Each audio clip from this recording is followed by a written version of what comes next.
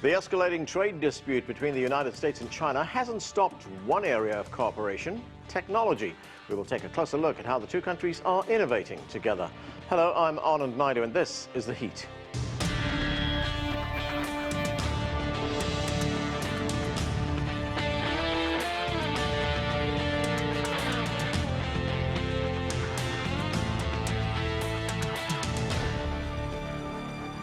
Despite a few recent setbacks, the two largest economies in the world are working together to develop new technologies and create the future. China and the United States are cooperating in fields like artificial intelligence, advanced manufacturing, and self-driving cars. But the trade dispute and accusations of espionage might slow down that partnership. From Los Angeles, CGTN's Roee Ruttenberg brings us the details. Over the last 2 years, the Trump administration has made confronting China on trade one of its core foreign policy issues. U.S. President Donald Trump has publicly slammed the trade imbalance that he says unfairly favors Beijing at the expense of the American worker. U.S. officials have also accused China of stealing American technology, something Beijing denies.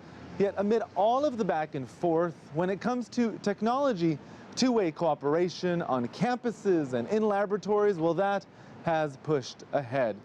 UCLA, for example, a public institution, a public university here in Los Angeles, has at the moment 24 agreements with Chinese academic institutions.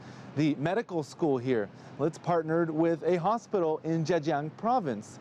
And the pathology department works with a Shanghai clinic that's conducting real-time cancer trials using real-time UCLA software and know-how. Last month, a UCLA study concluded that caffeine may help solar cells work longer. And that study was funded in part by the U.S. military and by a whole host of scientific institutions in China.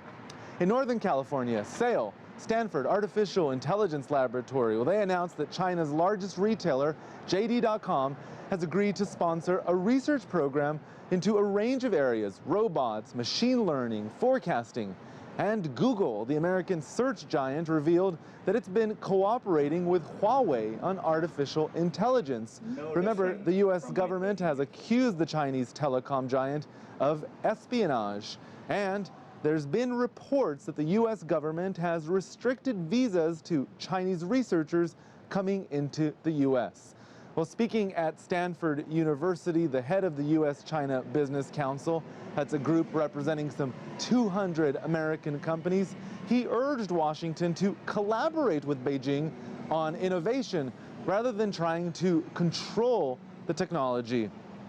Craig Allen said, "You can't imagine a company like Apple without China, and you can't imagine China without a company like Apple."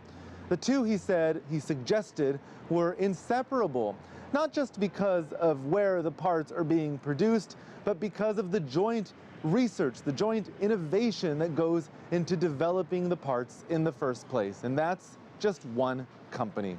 Roee Ruttenberg, CGTN in Los Angeles.